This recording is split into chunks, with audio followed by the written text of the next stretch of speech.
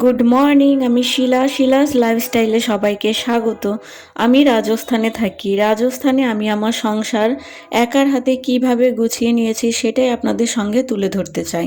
আশা করব আপনারাও আমার পাশে থাকবেন। আজকের ভিডিওটা সকাল 6:45 থেকে শুরু হলো। দেখতেই পাচ্ছেন ঘর ঝাড় দিয়ে আমার হয়ে গেল, এখনও ডিউটি চলে যাবে। আজকে আপনাদের সবাইকে বলবো আমরা রাজস্থানে কেন থাকি, বা আমার হাজবেন্ড কি সূত্রে রাজস্থানে থাকে, বা আমার হাজবেন্ড কি করে রাজস্থানে, সেটাই আপনাদেরকে বলবো। আপনারা ভিডিওটা শেষ পর্যন্ত দেখতে থাকুন। আর দেখতেই পাচ্ছেন বাইরে কতটা অন্ধকার, মনে হচ্ছে না এখন রাত। এখন সকাল 6:45 বাজে। এই রাজস্থানে দেখুন 6টার সময়ও কেমন অন্ধকার। আর আমাদের ওইদিকে তো 6টার সময় আলো ফুটে যায়, সকাল হয়ে যায়, তাই না? আর এই যে দেখুন বেরিয়ে যাচ্ছে।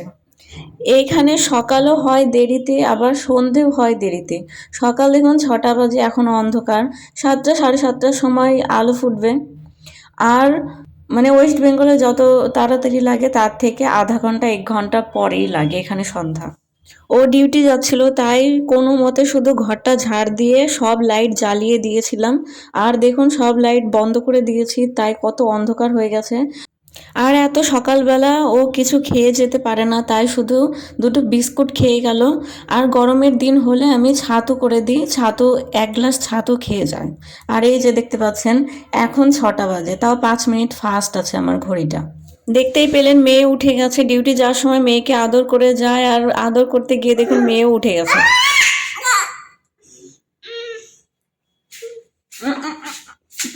পড়ে যাবি ওঠো। দেখুন মা মেয়ে মেয়ে কি করছে দেখুন। সকালে দুটো রুটি করেছি, এই যে এখানে একটা ওকে খাওয়াচ্ছি, আর এই যে একটা। আর এখন একটু ভাত আছে কালকে রাত্রে, ওটা দিয়ে এখন সবকিছু রেডি করে নিয়েছি, ভাত ভাজবো। আপনারা কে কে ভাত ভাজা খেয়েছেন? আমার তো খুব ভালো লাগে। আর একা একা দেখুন মেয়েকে নিয়ে কাজ করতে হয় কিভাবে। ও নাহলে ঠান্ডার মধ্যে এখনই যাবে বাইরে, ও এখনই বাইরে যাবে, তার জন্য এখানে বসিয়ে নিয়েছি। নাহলে খুব ঠান্ডা বাইরে, তো তার জন্য। আর এই যে আমার কড়াইটা গরম হয়ে গেছে, এখন আমি তেল দিয়ে দেবো আর একটু ভাত ভাজবো।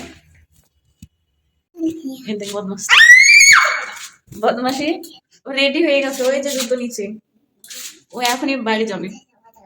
ভীষণ ঠান্ডা, আমার চুল টানছে এখন কি করে। বদমাসিটা একা একা এইভাবেই কাজ করতে হয়। ওর বাবা গেছে ডিউটি, ওর বাবা ডিউটি গেছে, আর আমরা মা মেয়ে মিলে এইভাবেই সারা দিনটা কাটে। এখন আমার ভাত ভাজাটাও প্রায় হয়ে গেছে, খেয়ে নেব। আর ওকে তো রুটি খাইয়েই দিলাম। এবার বলি চলুন আমরা রাজস্থানে কেন থাকি। খাওয়া দাওয়া করে চান পুজো সেরে মেয়েকে নিয়ে চলে এসেছি ছাদে। আর এই যে দেখতে পাচ্ছেন ছাদে থেকে ভিডিও করেছিলাম একটু।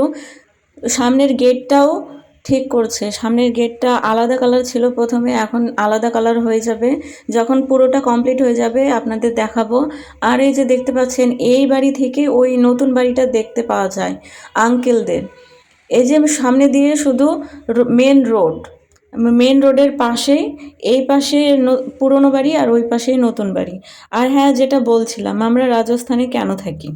আমার হাজবেন্ড রাজস্থানে ক্যাপসুল কোম্পানিতে জব করে। এখানে ওর প্রায় 10 বছর হয়ে গেল। এর আগে ও ছিল অন্য জায়গায়, পন্ডিচেরিতে। হাজবেন্ডের চাকরি ক্ষেত্রেই আমরা রাজস্থানে থাকি। ও বাড়ি থেকে বেরোনোর সময় সিভিল ড্রেসে যায়, কিন্তু ওর কেবিনে ঢোকার আগে ড্রেস চেঞ্জ করে নেয়। ওর কেবিনে ঢোকার জন্য আলাদা ড্রেস কোড আছে। এই যে দেখুন আমার পাখি চলে এসছে, দেখুন, দেখো আমার পাখি চিড়িয়া, দেখ কাকা পুছু দেখ। কড়াই দেখতেই পেলেন, রাত্রে রুটি খাওয়ার জন্য তরকারি বসিয়ে দিয়েছি। আর এটা দুপুরের রান্না করেছিলাম নিরামিষ, সব রকম সবজি দিয়ে ডাল ছিটিয়ে। আমার এই সবজিটা খুব ভালো লাগে, মুগের ডাল দিয়ে বা কালাইয়ের ডাল ছিটিয়ে সব রকম সবজি, শীতের সবজি দিয়ে এই তরকারিটা আমার খুব ভালো লাগে।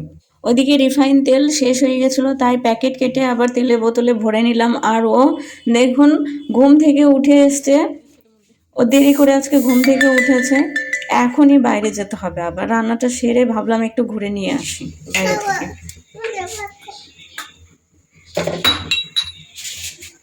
বলো সানডে, মানডে, টুইসডে, ওয়েডনেসডে।